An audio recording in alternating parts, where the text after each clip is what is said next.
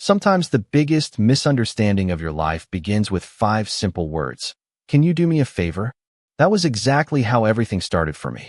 But at the time, I had no idea those words would turn an ordinary Wednesday into the beginning of a story that would change my life forever.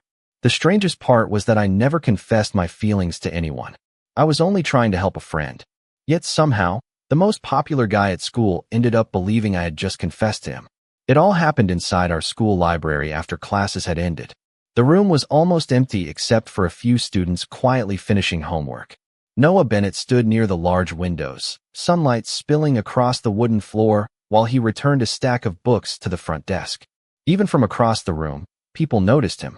They always did. Noah was the captain of the basketball team, one of the best students in our senior class, and somehow still managed to be genuinely kind to everyone. I had never spoken more than a few words to him before that day. My heart pounded so loudly that I almost forgot why I was there in the first place. Noah smiled when he saw me walking toward him. Before I could say anything, he laughed softly and rubbed the back of his neck. "So, you finally admitted it." I froze. My mind went completely blank. "What?" I managed to whisper. Noah looked down at the folded envelope in my trembling hand before looking back into my eyes. His smile became warmer, almost relieved. I was wondering how long it would take. Every word he said only confused me more. I looked down and suddenly realized why. The white envelope was still in my hand. The letter. Lara's letter. My stomach dropped so fast that I thought I might actually faint right there in the library. I opened my mouth to explain, but no sound came out. Noah took one slow step closer, lowering his voice so the other students would not hear. "You do not have to be nervous." Nervous? I was completely terrified. This was not my confession. It had never been my confession. Somehow, everything had gone terribly wrong before I had even spoken a single sentence. I could feel my face burning as I desperately searched for the right words, but none of them appeared. Noah smiled again, as if my silence confirmed everything he believed. "Thank you for being honest," he said quietly. Honest? I wanted to tell him the truth immediately. I wanted to tell him that the letter belonged to Lara, that she had spent 2 weeks rewriting it because she wanted every sentence to be perfect, and that I was only delivering it because she had been too nervous to do it herself. Instead, I simply stood there holding the envelope while my brain refused to cooperate. Looking back now, I can honestly say there was one moment when I still could have fixed everything. One sentence would have changed the entire story. But I hesitated for only a few seconds, and those few seconds were enough for fate to write a completely different ending than either of us could have imagined. 3 days earlier, none of this had even existed. 3 days earlier, I was just another ordinary senior trying to survive high school, completely unaware that one small favor from a classmate named Lara was about to turn my quiet life upside down. 3 days earlier, my biggest concern had been passing my calculus quiz before basketball season filled the school with distractions again. I was the kind of student who stayed out of drama whenever possible. My schedule rarely changed. I attended class, spent an hour in the library after school, worked a few evenings each week at my uncle's bookstore downtown, and somehow managed to keep my grades high enough that my parents never had a reason to worry. Most people at Westbrook High probably knew my face, but very few actually knew me. That never bothered me. Quiet felt comfortable. It was easier to watch life than become the center of attention. Noah Bennett lived in a completely different world. Even if someone had transferred to our school that morning, they would have learned his name before lunchtime. He was the captain of the basketball team, president of the student leadership committee, and somehow still found time to volunteer at community events on weekends. Teachers respected him. Freshmen admired him. Seniors wanted to be friends with him. Unlike many popular students, Noah never acted as though he deserved special treatment. Whenever someone dropped their books in the hallway, he was usually the first person to help pick them up. Whenever a nervous freshman looked lost, he pointed them toward the right classroom without making them feel embarrassed. I had noticed all of those small moments from a distance, but I never imagined they would have anything to do with my life. That changed on Monday afternoon when Lara Williams stopped me outside English class. Lara had been my classmate since sophomore year. She was cheerful, organized, and somehow managed to remember everyone's birthday. She looked unusually nervous as she held a white envelope against her notebook. "Ethan," she said quietly, "can you do me a favor?" I smiled because she looked genuinely worried. "Sure. What happened?" She looked around the hallway to make sure nobody was listening before lowering her voice. I wrote a letter for Noah. I blinked. Noah Bennett. She nodded so quickly that a few strands of blonde hair slipped across her face. I have been trying to give it to him for 2 weeks, but every time I see him, I lose my courage. She laughed nervously before looking back at the envelope. You talk to people more easily than I do. I almost laughed because she clearly had the wrong impression of me. I barely talk to anyone. Exactly, she replied with a hopeful smile. You are calm. People trust you. Would you please hand this to him? I looked down at the carefully folded envelope. Her handwriting covered the front with only Noah's name written neatly across the center. Are you sure? I asked. She nodded again. Please, just give it to him when nobody else is around. I hesitated for a moment before accepting the letter. It seemed like such a simple favor. Deliver an envelope. Wish her good luck. Walk away. Nothing about the request felt dangerous or complicated. If anything, I thought I was helping 2 nice people who deserved the chance to talk honestly. As I slipped the envelope safely inside one of my textbooks, I had absolutely no idea that this ordinary favor would soon become the biggest misunderstanding either Noah or I had ever experienced. The next morning, I arrived at Westbrook High with one simple goal: deliver Lara's letter to Noah Bennett and never think about it again. I had convinced myself that the entire situation would take less than a minute. I would find Noah, hand him the envelope, tell him it was from Lara, and walk away before my nervous personality had a chance to make everything awkward. Unfortunately, life rarely follows the plans we create in our heads. By lunchtime, I still had not found the right moment. Noah was always surrounded by people. At the cafeteria, teammates gathered around him while he listened to their stories and laughed along. In the hallway between classes, students stopped him to ask questions about the upcoming basketball game. Even teachers greeted him with smiles because everyone seemed to appreciate his positive attitude. Watching him from a distance made me realize why Lara was so nervous. Approaching Noah was not easy, not because he was intimidating, but because he made everyone else feel like they needed the perfect words. I carried the envelope inside my backpack all day, feeling like it had somehow become heavier with every passing hour. After my final class ended, I finally saw my opportunity.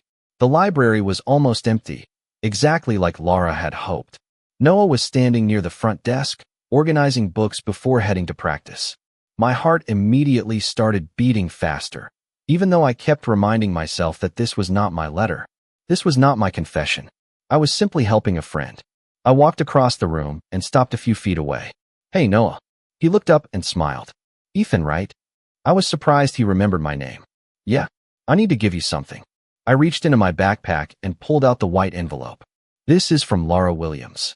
But before I could explain anything else, another student entered the library, calling Noah's name from the doorway. Noah glanced over for only a second, then looked back at me. It was such a small interruption, but somehow it changed everything. His eyes moved from the envelope to my face. The name written across the front was covered partially by my fingers, and, from his perspective, the situation probably looked completely different. You wrote me a letter? He asked quietly. I immediately shook my head. No, wait. That is not what. But my words disappeared when I saw his expression. Noah was not confused in a negative way. He looked genuinely surprised, almost touched. He held the envelope carefully without opening it. I honestly did not expect this from you. My confusion grew. Expect what? He smiled slightly, and that was the exact moment I should have explained everything. I should have said Lara's name again. I should have clearly told him why I was there. I should have corrected the misunderstanding before it became something bigger. Instead, I hesitated. Maybe it was because Noah looked so sincere. Maybe it was because I had spent years believing someone like him would never notice someone like me. For a few seconds, I forgot the truth that was sitting between us. Noah looked at the envelope one more time before looking back at me. Thank you for trusting me enough to say this. My mind went completely blank. Trusting him? Saying this? None of those words belonged to me. Yet somehow, standing there in the quiet library, I realized Noah believed something that was not true. And the worst part was that I had just missed my chance to fix it. When I walked out of the library that afternoon, I kept telling myself I would fix everything tomorrow. One honest conversation was all it would take. I would find Noah before school, explain that the letter belonged to Lara, apologize for the misunderstanding, and life would return to normal. At least, That was the plan I repeated in my head during the drive home. The problem with misunderstandings is that they rarely wait for the truth. By the next morning, something had already changed. As I stepped into the front hallway of Westbrook High, I noticed people glancing in my direction more often than usual. A few students smiled as I walked past. Others whispered quietly before looking away. I tried convincing myself that I was imagining it until one of my classmates stopped beside my locker with a grin. "I heard you and Noah talked in the library yesterday." My heart nearly stopped. "Who told you that?" He shrugged. "People saw you two in there after school." Before I could ask anything else, the warning bell rang and everyone hurried toward class. The entire morning felt strange. Every time I entered another classroom, I caught someone looking at me before quickly pretending to be busy.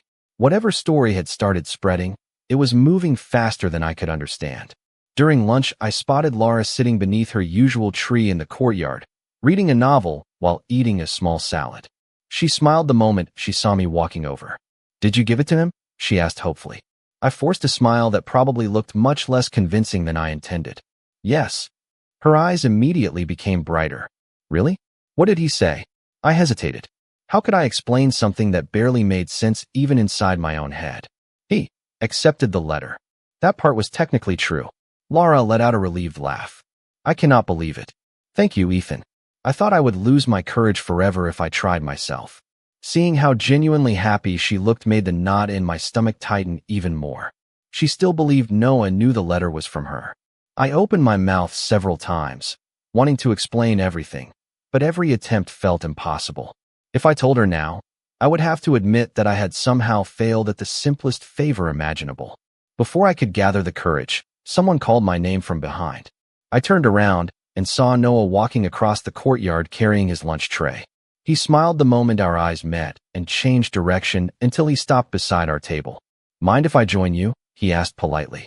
Lara looked completely surprised, but she quickly nodded. "Of course." Noah pulled out the empty chair beside me instead of choosing one across the table. My heart immediately started racing again. We talked about ordinary things at first. Homework, basketball practice, the upcoming senior field trip. Noah treated me exactly as though we had suddenly become close friends overnight. Every few minutes he smiled at me in a way I had never seen before.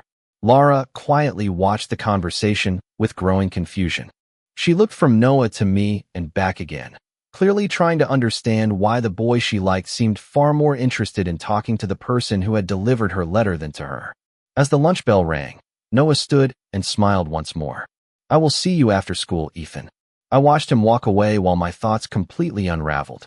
Somehow, instead of fixing one misunderstanding, I had accidentally created an even bigger one.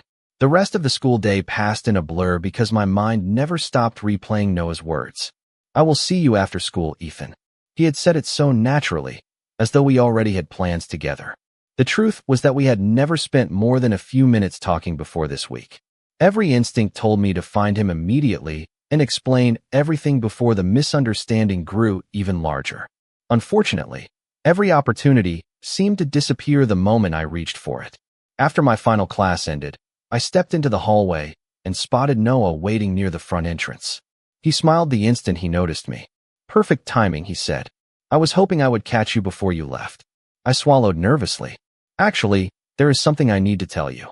Before I could continue, Coach Harris leaned out of the gymnasium doors and called Noah's name.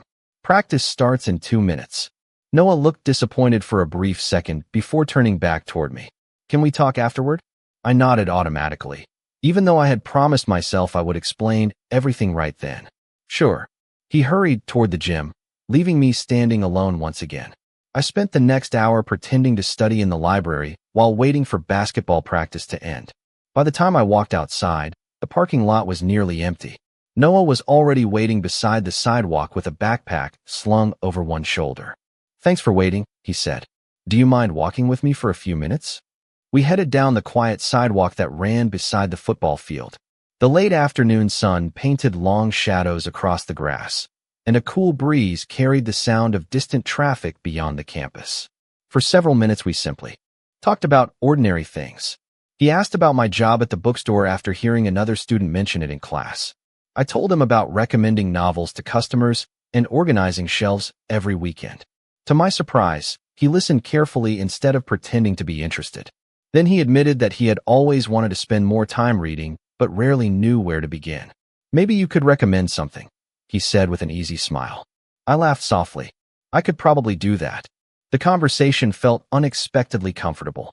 Noah did not act like the most popular student in school.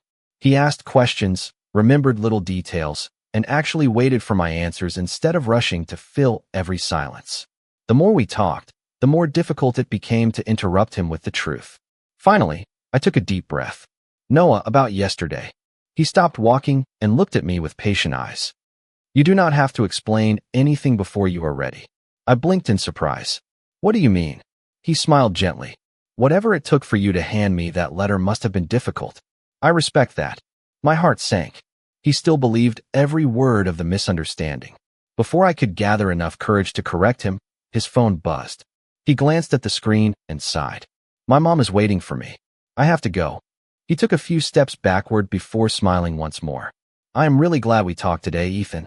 I watched him walk toward the student parking lot until he disappeared behind a row of cars. Standing there alone, I realized something that frightened me even more than the misunderstanding itself. I had spent an entire afternoon with Noah Bennett, and for the first time, I was no longer trying only to fix the situation. A small part of me had started looking forward to seeing him again. Over the next week, seeing Noah slowly became part of my daily routine, even though none of it had been planned. We crossed paths before first period, exchanged a few words between classes, and somehow always ended up leaving the library at nearly the same time. Every conversation made me feel more comfortable around him, but every conversation also made the truth more difficult to tell. I kept waiting for the perfect moment, believing that a better opportunity would appear tomorrow. Tomorrow kept arriving without bringing the courage I needed. One Thursday afternoon, the librarian asked for volunteers to help organize donated books before the annual reading fundraiser. I had already signed up a week earlier because community service hours looked good on college applications. When I walked into the library after school, I was surprised to see Noah carrying a stack of hardcover novels toward the back shelves. He looked up, smiled, and laughed softly. "Looks like we keep ending up in the same place." I smiled back before I could stop myself. "I guess we do." For the next 2 hours, we sorted books, labeled donation boxes, and joked about some of the old titles people had donated. Noah admitted he had never realized how much work went into preparing a library event, while I teased him for placing mystery novels in the science fiction section more than once. He raised both hands with an embarrassed grin. "That is why I need your expert supervision." It was such an ordinary conversation, but something about it felt peaceful. For the first time since the misunderstanding began, I forgot to be nervous. We were simply two students spending an afternoon together. As the sun started setting outside the library windows, we carried the final box into the storage room. Noah leaned against one of the shelves and let out a tired breath. "Can I tell you something?" he asked. I nodded. "Of course." He looked down for a moment before speaking. "Before this week, I thought you were avoiding me." I stared at him in surprise. "Avoiding you?" He chuckled quietly. "You always looked away whenever we passed each other in the hallway. I figured you just did not like me very much." I could not help laughing.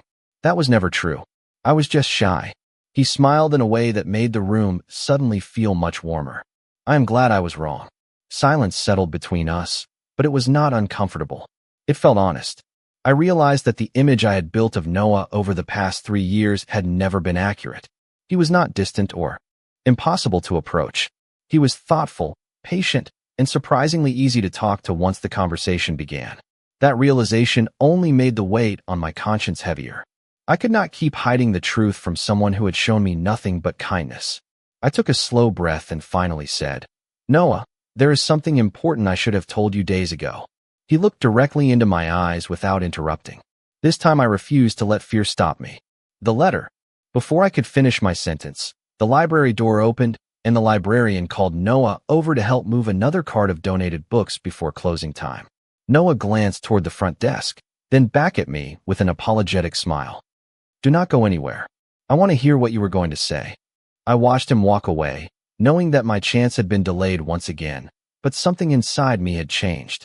The next time we stood face to face, no matter how difficult it felt, I was finally going to tell him the entire truth. The following afternoon, I found Noah sitting alone on the wooden bench outside the library, reading one of the novels we had organized together the day before. The moment he noticed me, he closed the book and smiled as though he had been expecting me. "I was hoping you would come by," he said. This time I refused to let another interruption steal my chance. I sat beside him, took a slow breath, and stared at the sidewalk for several seconds before finally speaking.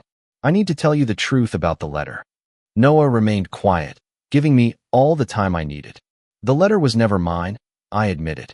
"Lara asked me to deliver it because she was too nervous to give it to you herself. I tried to explain that day in the library, but everything happened so fast. Then every time I wanted to correct the misunderstanding, I lost my courage." The words rushed out faster once they finally began. "I am sorry, Noah. I never wanted to mislead you or embarrass anyone." When I finally looked up, I expected disappointment. Instead, Noah was smiling gently. Not the surprised smile I had seen in the library, but one that looked calm, almost relieved. "I know," he said, quietly. I blinked. "What do you mean you know?" He laughed under his breath and rested his elbows on his knees. "I figured it out the same night." My mind completely stopped. "You figured it out?" He nodded. "I opened the envelope after I got home. The first line started with, 'Dear Noah, I have wanted to tell you this for a long time.' The handwriting was obviously not yours, and Lara signed her name at the end." I stared at him, unable to believe what I was hearing. "Then, why did you never say anything?" He looked at me for a long moment before answering. "Because by then, I had already spent an afternoon talking to you." My heart skipped a beat. Noah smiled at the expression on my face. The misunderstanding gave me an excuse to get to know someone I had been curious about for months. I frowned in confusion. "Curious about me?" He nodded without hesitation. "You always seemed different from everyone else. You never tried to impress people. You were always helping teachers after class, recommending books in the library, and treating everyone with respect. I wanted to talk to you before, but I never knew how to start." I could hardly believe what I was hearing. All week, I had been carrying the weight of guilt, convinced that I had trapped Noah inside an awkward misunderstanding. Meanwhile, he had known the truth almost from the beginning. "You should have told me," I said with a nervous laugh. "Probably," he admitted. "But then we might have gone back to pretending we were strangers." We both laughed, and for the first time since this entire situation began, the tension between us completely disappeared. At that exact moment, I heard someone calling my name. I turned around and saw Lara walking toward us across the courtyard. She slowed when she noticed both of us sitting together, then smiled in a way that made me wonder if she had already guessed far more than either of us had ever realized. Lara stopped a few feet away from us with the same warm smile she always wore, but this time there was something different in her eyes. She looked from Noah to me and then laughed softly. "I knew I would find both of you here." I immediately stood, feeling embarrassed all over again. "Lara, I owe you an apology." She shook her head before I could continue. "Actually, I think I owe both of you a thank you." Noah and I exchanged confused glances. Lara folded her arms and smiled. "You two are not nearly as good at hiding your feelings as you think you are." I stared at her. "What feelings?" She laughed again. "Ethan, you have spent the past week smiling more than you have during the last 3 years. Noah, you keep inventing reasons to visit the library even though everyone knows you usually spend your afternoons in the gym." Noah rubbed the back of his neck with an embarrassed grin. "Was it really that obvious?" "To everyone except the two of you," Lara replied. I felt my face growing warm. "I never meant to hurt you." Her expression softened immediately. "You did not." I was disappointed for about one afternoon. Then I watched the two of you together at lunch, in the library, and after school. I realized something. She paused before smiling again. "The letter simply found the wrong hands because it was never supposed to belong to me in the first place." Her kindness surprised me more than anything else that had happened during the past week. I had expected frustration or awkwardness. Instead, she seemed genuinely happy. "I hope we can still be friends," I said quietly. She reached over and lightly bumped my shoulder. "We were friends before the letter, and we still are." Noah smiled at both of us before speaking. "Lara, I am sorry if I unintentionally gave you the wrong impression." She shook her head. "You never did. Honestly, after watching you look at Ethan for the past few days, I do not think I ever had much of a chance." We all laughed, and the last bit of tension finally disappeared. After Lara headed home, Noah and I remained outside the library as the evening sun painted the campus in shades of gold. Students slowly disappeared from the sidewalks until we were almost alone. Noah looked toward the empty basketball court before turning back to me. "Can I tell you something else?" I nodded. He took a slow breath. "The misunderstanding may have brought us together, but it is not the reason I wanted to keep seeing you." I listened without saying a word. "The real reason is that every conversation with you felt honest. You listen instead of pretending to listen. You notice little things that everyone else misses. You make ordinary moments feel peaceful." My heart beat faster with every sentence. Noah smiled, almost as though he had been carrying those words for a long time. I realized very quickly that I was no longer interested in the letter. I was interested in the person standing in front of me.